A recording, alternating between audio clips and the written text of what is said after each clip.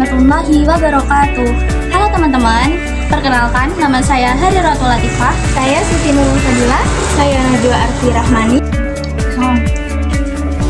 Sebelumnya, kami dari kelompok 3 ingin mempresentasikan tugas bahasa Indonesia yang bertema perkembangan penggunaan bahasa Indonesia di media sosial dan platform digital.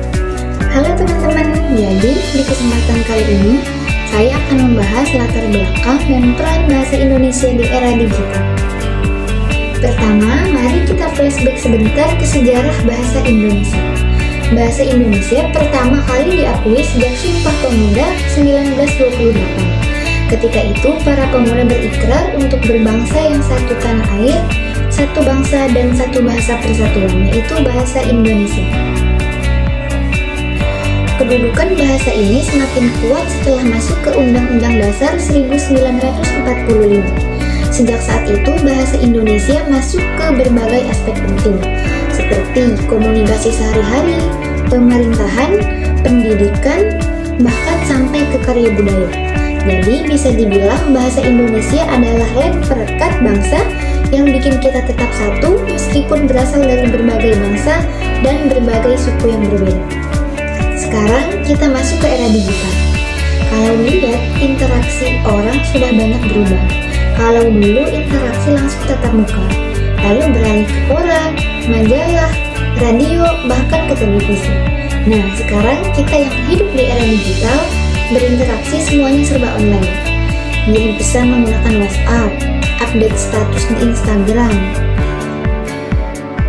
Perubahan media ini ternyata mempengaruhi bahasa juga. Ini bukti bahwa bahasa Indonesia selalu fleksibel dan bisa menyesuaikan zaman.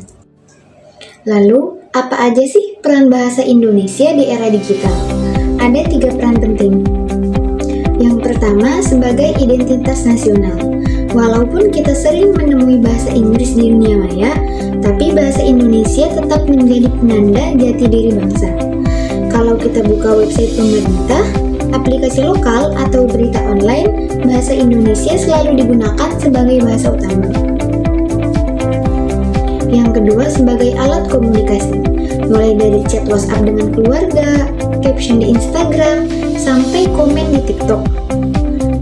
Bahasa Indonesia dipakai dengan gaya yang beragam, kadang formal, kadang santai, bahkan campur dengan bahasa gaul. Yang ketiga, yang terakhir, sebagai bahasa resmi di ruang digital, seperti situs layanan publik, portal pendidikan seperti Kampus Merdeka atau KIP Kuliah, sekarang semua menggunakan bahasa Indonesia, supaya masyarakat lebih mudah untuk memahami informasi. Kesimpulannya, bahasa Indonesia tidak kalah dengan bahasa asing di era digital. Justru, dengan fleksibilitasnya, bahasa kita bisa tampil formal ketika dibutuhkan, tapi juga bisa kreatif dan santai ketika dipakai di media sosial. Jadi, tugas kita sebagai generasi muda adalah terus memakai bahasa Indonesia dengan baik, sekaligus menjadikannya agar tetap eksis dan relevan di era globalisasi digital ini.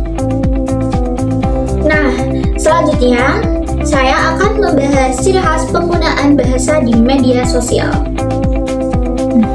Ciri khas penggunaan bahasanya yaitu secara singkat, jelas, dan mudah dipahami. Banyak singkatan, akronim, bahasa gaul, dan bahasa asing.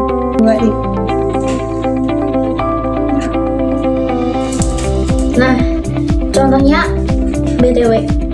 Tahu kan teman-teman, BTW itu artinya ngomong-ngomong kan? Biasanya kita kalau ngomong sama teman kan pasti gini. Contoh ya, ini contoh. BTW, kemarin kamu jadi Kapropus enggak? Nah, yang ngomong-ngomongnya tadi diilangin dan diajak pakai BTW, soalnya BTW itu artinya sama ngomong-ngomong gitu. Nah, contoh kedua ya nih teman-teman, yaitu WKWK. Tahu kan WKWK? WKWK itu biasanya di ketikan doang. Kayak teman-teman ketika melihat sesuatu yang lucu, apapun itu, pokoknya yang lucu, pasti kan kalian ngebalesnya pakai WKWK. Padahal nggak tahu tuh lucu beneran apa enggak, teman-teman ketawa beneran apa enggak. Yang penting kan itu ngetik balasannya kan WKWK gitu biar kelihatan lucu juga gitu. Itu juga termasuk bahasa gaul teman-teman, WKWK itu. Kedua, ada fenomena bahasa gaul dan campur, kode mixing. Tahu kan teman-teman bahasa campur? Nah itu penjelasannya gini, kan ada bahasa Indonesia. Kita sebagai orang Indonesia pastinya kan ngomongnya pakai bahasa Indonesia. Nah di dalam bahasa ini itu namanya kan kode mixing. Bahasa Indonesia ini dicampur sama bahasa Inggris gitu, kayak ngomong bahasa Indonesia tapi nanti digabung sama bahasa Inggris. Contohnya kayak gini, kan ada tuh download lagu. Ini contoh ya teman, download lagu. Nah download itu kan dari bahasa Inggris kan teman-teman, yang lagu itu dari bahasa Indonesia. Nah itu namanya itu namanya penggabungan bahasa kode mixing. Itu bahasanya dicampur kan teman-teman, ada Indonesia sama Inggris, download lagu. Nah itu. Nah ya ada lagi nih, update status. Update tuh kalimat bahasa Inggris kan teman-teman, update. Nah status kan bahasa Indonesia, update status. Nah itu udah termasuk kayak gabungan kata-kata fenomena bahasa gaul yang campur, kode mixing. Nah kayak gitu contohnya, kita ngomong pakai bahasa Inggris dicampur sama bahasa Indonesia. Nah kebalik, Indonesia dulu baru pakai bahasa Inggris. Nah gitu teman-teman bahasa gaulnya sekarang. Selanjutnya, pengaruh positif di media sosial. Pengaruh atau dampak sama aja ya teman-teman, yaitu ada 3. Yang pertama, memperkaya kosakata baru yang populer. Dan yang kedua, meningkatkan kreativitas dalam berbahasa, seperti dalam quotes, caption gitu teman-teman. Nah yang ketiga, menyebarkan bahasa Indonesia ke ranah global secara menyeluruh atau luas gitu teman-teman. Penggunaan bahasa Indonesia di kalangan anak muda semakin menurun. Sulitnya menjaga kaidah sesuai dengan ejaan yang disempurnakan. Bahasa asing atau bahasa Inggris lebih dominan, berisiko menggeser peranan bahasa Indonesia. Tantangannya yaitu menjaga penggunaan bahasa yang baik dan benar di media digital, meningkatkan literasi digital agar tidak salah tafsir atau misinformasi, memperkuat peran bahasa Indonesia di ranah akademis dan internasional, pemerintah dan lembaga bahasa aktif di platform digital, kampanye penggunaan bahasa Indonesia di media sosial dengan baik, serta generasi muda jadi teladan penggunaan bahasa yang kreatif tapi tetap santun. Bahasa Indonesia tetap berkembang di era digital, namun perlu dijaga agar tidak kehilangan jati diri.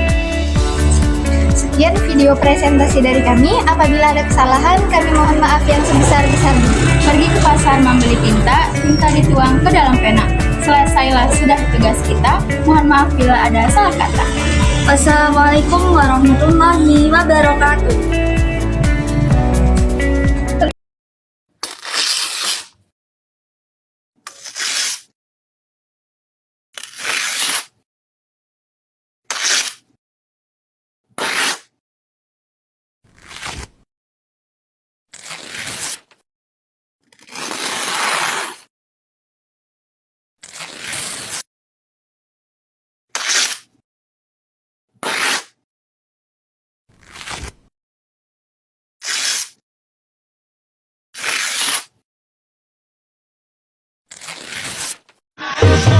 Thank you.